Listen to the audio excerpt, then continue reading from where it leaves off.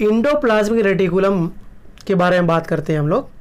तो endoplasmic reticulum को first time observe किया था गार्नियर नाम के साइंटिस्ट ने, लेकिन क्रेडिट ऑफ डिस्कवरी जो है इंडोप्लाज्मिक रेटिकुलम की वो जाती है पोर्टर को। ठीक है, अब क्या फ़र्क है यहाँ पे, डिस्कवरी की क्रेडिट गई पोर्टर को, लेके ऑब्जर्व किया गार्नियर ने। तो यहाँ पे ऑब्जर्व का मतलब है कि फर्स्ट टाइम देखा लेकिन उसको डिस्क्राइब नहीं किया, तो उसको बोलेंगे ऑब्जर्वर, गार्नियर थे। लेकिन फर्स्ट टाइम जिसने डिस्क्राइब किया कि किसी भी सेल ऑर्गेनेल को फर्स्ट टाइम जिसने डिस्क्राइब किया डिटेल के बारे में, उसके बारे में डिटेल में बताया, उसको जाती है क्रेडिट ऑफ डिस्कवरी।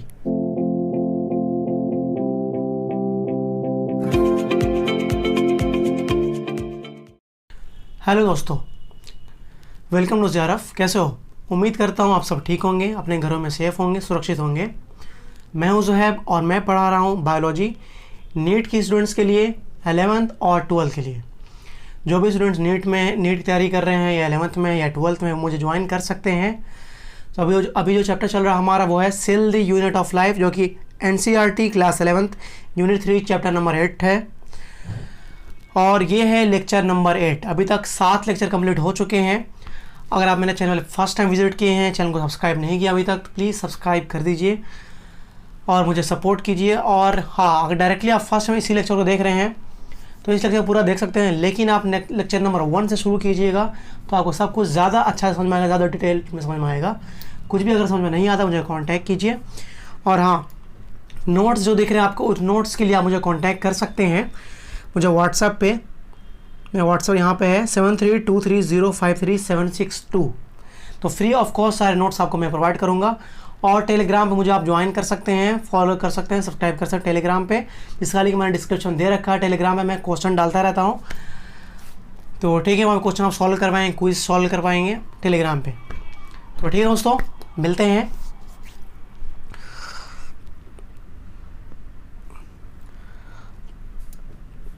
तो आज हम लोग पढ़ेंगे इंडो मेम्ब्रेन सिस्टम। ठीक है, इंडो मेम्ब्रेन सिस्टम शुरू कर रहे हैं आज से हम लोग। The Indo membrane system include endoplasmic reticulum, Golgi complex, lysosome and vacuoles. तो इंडो मेम्ब्रेन सिस्टम में जो सेल ऑर्गेनेल्स इंक्लूडेड है वो है endoplasmic reticulum, Golgi complex, lysosome और वैक्यूल्स। तो ये 4 सेल ऑर्गेनेल्स मिल करके इंडो मेम्ब्रेन सिस्टम तैयार करते हैं। इंडो मेम्ब्रेन सिस्टम का हिस्सा ये 4 cell organelle. These are considered together as endomembrane system because their function are coordinated। तो इन 4 ऑर्गेनेल को हम लोग कंसिडर करते हैं इंडो मेम्ब्रेन सिस्टम का हिस्सा, क्योंकि ये 4 ऑर्गेनेल का जो फंक्शन है एक दूसरे के साथ कोऑर्डिनेट वे में काम करता है, एक दूसरे से रिलेटेड है। चारों का फंक्शन जो है एक दूसरे से रिलेटेड है, कोऑर्डिनेट वे में काम करता है। ठीक है, तो कैसे काम करता है सब पढ़ेंगे हम लोग। Since the function of mitochondria, chloroplast and peroxisome are not coordinated with above components, these are not considered as the part of endomembrane system। लेकिन माइटोकॉन्ड्रिया और क्लोरोप्लास्ट और पेरोक्सिसोम, ये तीनों जो है एक कोऑर्डिनेट वे में काम नहीं करता है इन चारों ऊपर की जो चारों सेल ऑर्गेनेल मैंने बताई उनके साथ। तो ये तीनों सेल ऑर्गेनेल माइटोकॉन्ड्रिया, क्लोरोप्लास्ट और पेरोक्सिसोम जो है वो endoplasmic reticulum, Golgi complex, lysosome और वैक्यूल्स, इन चारों के साथ कोऑर्डिनेट वे में काम नहीं करता है। इसलिए इन तीनों को, क्लोरोप्लास्ट को, माइटोकॉन्ड्रिया को, पेरोक्सिसोम को इंडो मेम्ब्रेन सिस्टम का हिस्सा नहीं समझते हैं। ठीक है, आ रहा समझ में? हम लोग बात करते हैं इंडोप्लाज्मिक रेटिकुलम के बारे में। इंडोप्लाज्मिक रेटिकुलम जो कि इंडो मेम्ब्रेन सिस्टम का हिस्सा है। तो इंडोप्लाज्मिक रेटिकुलम के बारे में बात करते हैं। First time observed bye Garnier. तो इंडोप्लाज्मिक रेटिकुलम ऐसा सेल ऑर्गेनेल है जिसको फर्स्ट टाइम देखा था गार्नियर नाम के साइंटिस्ट ने। Credit of discovery of endoplasmic reticulum goes to Porter. Observe किया था फर्स्ट टाइम इंडोप्लाज्मिक रेटिकुलम को गार्नियर नाम के साइंटिस्ट ने, लेकिन डिस्कवरी का क्रेडिट जो है वो गया पोर्टर को। तो ऐसा क्यों हुआ?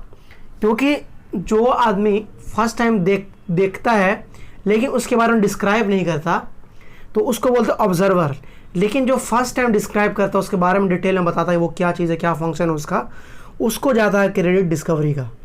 तो पोर्टर ने उसको डिस्क्राइब किया था फर्स्ट टाइम, इसलिए डिस्कवरी जो है ऑफ क्रेडिट का, क्रेडिट ऑफ डिस्कवरी जो वो गया पोर्टर को। Endoplasmic reticulum propose by porter, term endoplasmic reticulum. तो इंडोप्लाज्मिक रेटिकुलम टर्म जो है पोर्टर ने ही दिया था, पोर्टर नाम के साइंटिस्ट ने ही इंडोप्लाज्मिक रेटिकुलम टर्म दिया था। देखो ये एनसीईआरटी के फिगर है, तो यहाँ पे देख सकते हैं ये राइबोसोम देखने मिल रहे हैं आपको, छोटे छोटे राइबोसोम जो कि इंडोप्लाज्मिक रेटिकुलम पे है। तो फिगर को ध्यान से देख लीजिए, समझ लीजिए, यही एनसीईआरटी का फिगर है ये, और यही फिगर आपको एग्जाम में आएगा। Electron microscopic studies of eukaryotic cell reveals the presence of network or reticulum of tiny tubular structure scattered in the cytoplasm that is called the endoplasmic reticulum।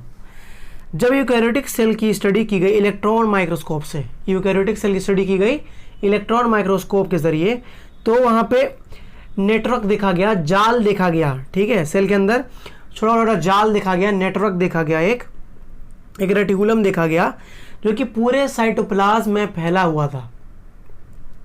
तो उसी को कहते हैं हम लोग इंडोप्लाज्मिक रेटिकुलम। तो साइटोप्लाज्म में एक नेटवर्क है, एक रेटिकुलम है जो कि छोटे छोटे ट्यूबुलर स्ट्रक्चर से बना हुआ है, साइटोप्लाज्म में फैला हुआ है, तो वह है इंडोप्लाज्मिक रेटिकुलम। और फर्स्ट टाइम जब उसको देखा गया था, फर्स्ट टाइम किससे, इलेक्ट्रॉन माइक्रोस्कोप से, जब स्टडी की गई सेल की तब देखने मिला ये।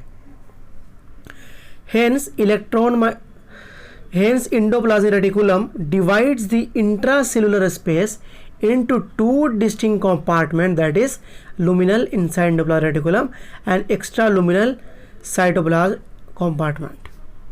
देखिए यहाँ पे इंपॉर्टेंट पॉइंट ये आ रहा है, इंडोप्लाज्मिक रेटिकुलम के अकॉर्डिंग सेल के अंदर जो स्पेस उसको दो पार्ट में डिवाइड करते हैं, ठीक है। तो इंडोप्लाज्मिक रेटिकुलम के अंदर का जो हिस्सा है उसको बोलते हैं ल्यूमिनल, ठीक है, और जो कंपार्टमेंट इंडोप्लाज्मिक रेटिकुलम के बाहर का है उसको बोलते हैं एक्स्ट्रा लुमिनल। बाहर का कंपार्टमेंट क्या है, साइटोप्लाज्म। तो लुमिनल वो कंपार्टमेंट जो कि इंडोप्लाज्मिक रेटिकुलम के अंदर कंपार्टमेंट है, और एक्स्ट्रा लुमिनल इंडोप्लाज्मिक रेटिकुलम के बाहर का कंपार्टमेंट, मतलब साइटोप्लाज्म वाला कंपार्टमेंट, वो हुआ एक्स्ट्रा लुमिनल। आया समझ में? The endoplasmic reticulum often shows ribosomes attached to their outer surface. The endoplasmic reticulum bearing ribosome on their surface is called rough endoplasmic reticulum। देखिए इंडोप्लाज्मिक रेटिकुलम हम देखने मिलता है हम लोग को, इंडोप्लाज्मिक रेटिकुलम के सरफेस पे राइबोसोम देखने मिलता है, इंडोप्लाज्मिक रेटिकुलम के सरफेस पे राइबोसोम देखने मिलता है, ठीक है। तो इंडोप्लाज्मिक रेटिकुलम का वो सरफेस, वो हिस्सा जिसके जहाँ पे राइबोसोम देखने मिलता है, उस हिस्से को बोलते हैं हम लोग इंडोप्लाज्मिक रेटिकुलम के रफ इंडोप्लाज्मिक रेटिकुलम, RER, ठीक है। In the absence of ribosome they appear smooth and are called as smooth endoplasmic reticulum. तो इंडोप्लाज्मिक रेटिकुलम का वो हिस्सा जहाँ पर राइबोसोम नहीं होता है, वो हिस्सा इंडोप्लाज्मिक रेटिकुलम का देखने में एकदम स्मूथ लगता है। कैसा लगता है? स्मूथ देखने में लगता है। तो इसलिए इंडोप्लाज्मिक रेटिकुलम के उस हिस्से को जहाँ पे राइबोसोम अवेलेबल नहीं है, उस हिस्से को बोलते हैं हम लोग स्मूथ इंडोप्लाज्मिक रेटिकुलम, ठीक है। Endoplasmic reticulum is made up of 3 type of structure. तो इंडोप्लाज्मिक रेटिकुलम जो है 3 तरह के स्ट्रक्चर से मिलकर बना है। एक होता है उसमें endoplasmic reticulum cisternae, ER cisternae, ER tubules, ER vesicles. ER मतलब इंडोप्लाज्मिक रेटिकुलम। पहले बात करते हैं ER सिस्टर्नी के बारे में। These are unbranched structure. The surface area of the cisternae is rough because ribosomes are attached on the surface. It is ribosome. तो endoplasmic reticulum cisternae जो है अनब्रांच स्ट्रक्चर है, ठीक है, और सरफेस पे इंडोप्लाज्मिक रेटिकुलम सिस्टर्नी के surface पे राइबोसोम देखने मिलता है, ठीक है। इसलिए ये सरफेस थोड़ा रफ होता है। और कौन सा राइबोसोम देखने मिलता है? 80S ribosome. देखिए ये वाला हिस्सा पे ध्यान दीजिए, ये जो है सिस्टर्नी है, ये इस टाइप का हिस्सा जो दिख रहा है आपको यहाँ पे, ये क्या है, एंडोप्लाज्मिक रेटिकुलम सिस्टर्नी, जिसके ऊपर राइबोसोम देखने को मिल रहा है। तो एंडोप्लाज्मिक रेटिकुलम सिस्टर्नी क्या होता है, रफ पार्ट होता है एंडोप्लाज्मिक रेटिकुलम का, और उसको हम लोग रफ एंडोप्लाज्मिक रेटिकुलम भी बोलते हैं।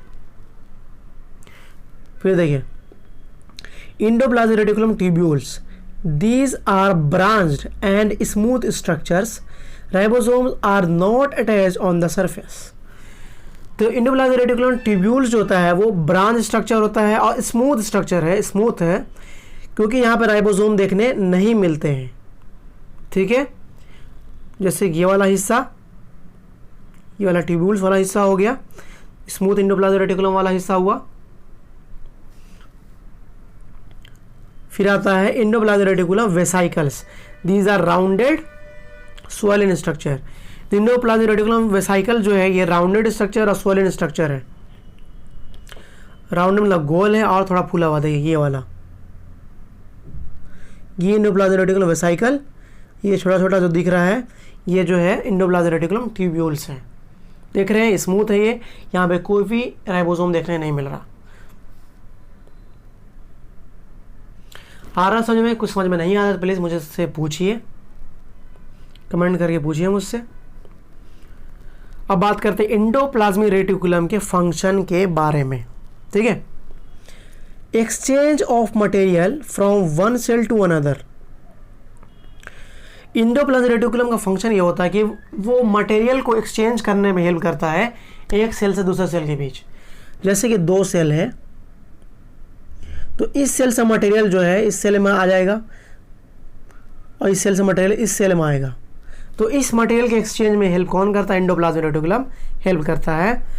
तो एंडोप्लाज्मिक रेटिकुलम, दो endoplasmic reticulum which pass through the plasmodesmata are known as डेस्मोट्यूब्यूल्स।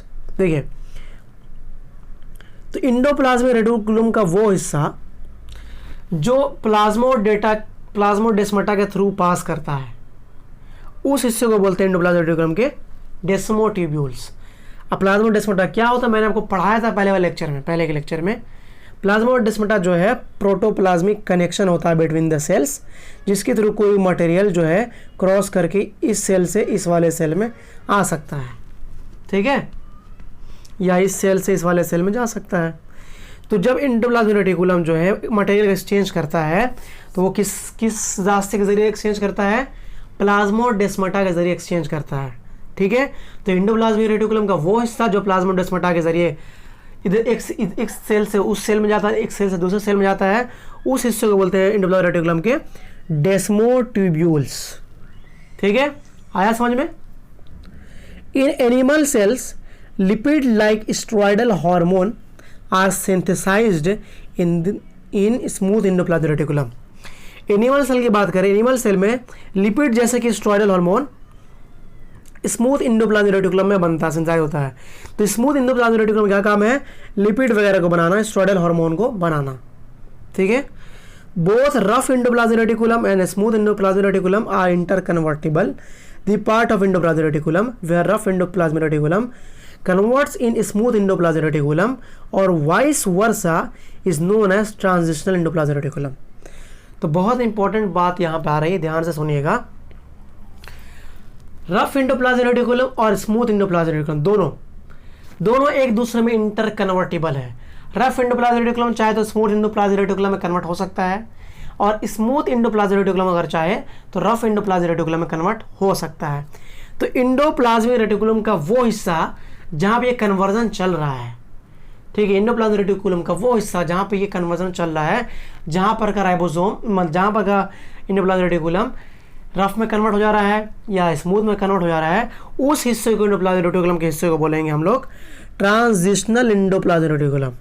ठीक है, तो एंडोप्लाज्मिक रेटिकुलम का वो हिस्सा जो कि रफ में कन्वर्ट हो जा रहा है या स्मूथ में कन्वर्ट हो जा रहा है, एंडोप्लाज्मिक रेटिकुलम के उस हिस्से को बोलेंगे हम लोग transitional endoplasmic reticulum.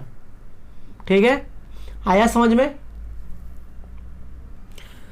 Rough endoplasmic reticulum is frequently observed in the cells actively involved in protein synthesis and secretion. देखिए रफ एंडोप्लाज्मिक रेटिकुलम जो है का अमाउंट जो है ज़्यादातर देखने मिलता है, ज़्यादा अमाउंट में देखने मिलता है उस सेल में जो सेल प्रोटीन सिंथेसिस में इन्वॉल्व है और सेक्रेशन में इन्वॉल्व है। ठीक है, तो रफ एंडोप्लाज्मिक रेटिकुलम फ्रिक्वेंटली ज़्यादा अमाउंट में उस सेल में देखने मिलता है जो सेल प्रोटीन सिंथेसिस में इन्वॉल्व है। रफ एंडोप्लाज्मिक रेटिकुलम उस सेल में ज़्यादा एक्टिव देखने मिलेगा जो सेल प्रोटीन सिंथेसिस में इन्वॉल्व है, ज़्यादा ध्यान दे रही है प्रोटीन बनाने में। They are extensive and continuous with the outer membrane of the nucleus. देखिए रफ एंडोप्लाज्मिक रेटिकुलम जो होता है वो न्यूक्लियस का जो आउटर मेम्ब्रेन है उसके साथ थोड़ा जुड़ा हुआ होता है, अटैच होता है, उसके साथ कंटिन्यूअस होता है। ठीक है, लेकिन स्मूथ एंडोप्लाज्मिक रेटिकुलम वैसा नहीं होता, उससे अटैच नहीं होता। तो न्यूक्लियर मेम्ब्रेन से रफ एंडोप्लाज्मिक रेटिकुलम अटैच होता है, लेकिन स्मूथ एंडोप्लाज्मिक रेटिकुलम नहीं अटैच होता है। Smooth endoplasmic reticulum is the major site for synthesis of lipid. तो स्मूथ एंडोप्लाज्मिक रेटिकुलम जो है लिपिड सिंथेसिस के लिए मेजर साइट है। Smooth endoplasmic reticulum lipid synthesis करता है, ठीक है, लिपिड को बनाता है। The rough endoplasmic reticulum is more stable than smooth endoplasmic reticulum. तो इसलिए हम लोग कह सकते हैं यहाँ पे, और यहाँ पे एक इंपॉर्टेंट पॉइंट ये आ रहा है कि रफ एंडोप्लाज्मिक रेटिकुलम जो है वो स्मूथ एंडोप्लाज्मिक रेटिकुलम से ज़्यादा स्टेबल है। ठीक है, rough endoplasmic reticulum smooth endoplasmic reticulum से ज़्यादा स्टेबल है। Formation of micro bodies by smooth endoplasmic reticulum. तो स्मूथ एंडोप्लाज्मिक रेटिकुलम जो भी माइक्रो बॉडीज को तैयार करता है उसके एग्जाम्पल है पैरोक्सिसोम, ग्लाइऑक्सिसोम, स्फेरोसोम। ये सब माइक्रो बॉडीज है जो कि स्मूथ एंडोप्लाज्मिक रेटिकुलम के जरिए बनता है। Glycogen synthesis and it's storage bye smooth endoplasmic reticulum. तो ग्लाइकोजेन का बनना और ग्लाइकोजेन का स्टोर करना ये भी कौन करता है? स्मूथ एंडोप्लाज्मिक रेटिकुलम ही करता है ये काम भी। Membrane biosynthesis, the nuclear membrane organized by the endoplasmic reticulum at the end of telophase stage of cell division। यहाँ पे बहुत इंपॉर्टेंट पॉइंट आ रहा है, ध्यान दीजिएगा। ठीक है, ये जो पॉइंट असल में खास है सेल साइकिल और सेल डिवीजन वाले चैप्टर का है। तो उसके अकॉर्डिंग ये कह रहा है सेल जब डिवाइड होती है उसमें जो लास्ट फेज जो होता है वो होता है टेलोफेज। ठीक है, और पहला फेज होता है प्रोफेज। जब सेल क्या होता है डिवाइड होने की तैयारी कर रही होती है तो न्यूक्लियर मेम्ब्रेन जो है वो स्मूथ मतलब कि न्यूक्लियर मेम्ब्रेन जो है वो एंडोप्लाज्मिक रेटिकुलम में जा कर के कन्वर्ट हो जाती है। ठीक है, जब सेल डिवाइड हो रहा होता है तो प्रोफेज वाले की स्टार्टिंग में क्या होता है कि न्यूक्लियर मेम्ब्रेन जो है वो एंडोप्लाज्मिक रेटिकुलम का हिस्सा बन जाती है। फिर वापस से न्यूक्लियर मेम्ब्रेन एंडोप्लाज्मिक रेटिकुलम से बन जाती है टेलोफेज में। फिर एंडोप्लाज्मिक रेटिकुलम से वापस न्यूक्लियर मेम्ब्रेन कब बनेगा? टेलोफेज में। Formation of Golgi body, smooth endoplasmic reticulum release transitional vesicle organized to form important cell organelle Golgi body. तो ये भी बहुत इंपॉर्टेंट पॉइंट यहाँ पे आ रहा है कि एंडोप्लाज्मिक रेटिकुलम जो है वो गोल्गी बॉडी के फॉर्मेशन में भी इन्वॉल्व है। तो स्मूथ एंडोप्लाज्मिक रेटिकुलम जो है ट्रांजिशनल वेसाइकल रिलीज करता है और वो वेसाइकल जो है गोल्गी बॉडी को फॉर्म करता है। ठीक है, तो एंडोप्लाज्मिक रेटिकुलम से ही गोल्गी बॉडी बनता है। आया समझ में? एंडोप्लाज्मिक रेटिकुलम से ही गोल्गी बॉडी बनता है। तो ये था रिलेशन एंडोप्लाज्मिक रेटिकुलम और गोल्गी बॉडी के बीच में। अब नेक्स्ट लेक्चर हम लोग पढ़ेंगे, नेक्स्ट लेक्चर हम लोग किस बारे में पढ़ेंगे? गोल्गी बॉडी के बारे में। ठीक है, तो लेक्चर ख़त्म करने से पहले एक इंपॉर्टेंट पॉइंट और देख लें हम लोग माइक्रोसोम के बारे में। When cells are disrupted the endoplasmic reticulum is fragmented, cell fragments are formed which are known as microsome. देखो, जब सेल डिसरप्टेड होती है मतलब जब सेल डेड हो जाती है, ठीक है, तो इन सेल के अंदर जो एंडोप्लाज्मिक रेटिकुलम है वो छोटे छोटे टुकड़ों में बढ़ जाता है। ठीक, तो हर एक टुकड़ा जो है, हर एक फ्रेगमेंट जो है एंडोप्लाज्मिक रेटिकुलम का, उसको हम लोग बोलते हैं माइक्रोजोम। ठीक है, microsome never present in living cell. Microsome जो वो कभी भी लिविंग सेल में देखने नहीं मिलेगा आपको। ठीक है, माइक्रोजोम क्या है? फ्रेगमेंट ऑफ एंडोप्लाज्मिक रेटिकुलम, और ये फ्रेगमेंट, ये माइक्रोजोम सिर्फ और सिर्फ हम लोग को देखने मिलता है लिविंग सेल में। तो ठीक है दोस्तों, आज के लिए इतना ही। अब बात करें नेक्स्ट लेक्चर में हम लोग गोल्गी बॉडी के टॉपिक पे। ठीक है, और कोशिश करेंगे कि नेक्स्ट लेक्चर में हम लोग का ख़त्म हो जाए एंडोप्लाज्मिक रेटिकुलम का, इंडो मेम्ब्रेन सिस्टम का पूरा टॉपिक। ठीक है, मिलते हैं दोस्तों लेक्चर नंबर 9 में। Okay friends.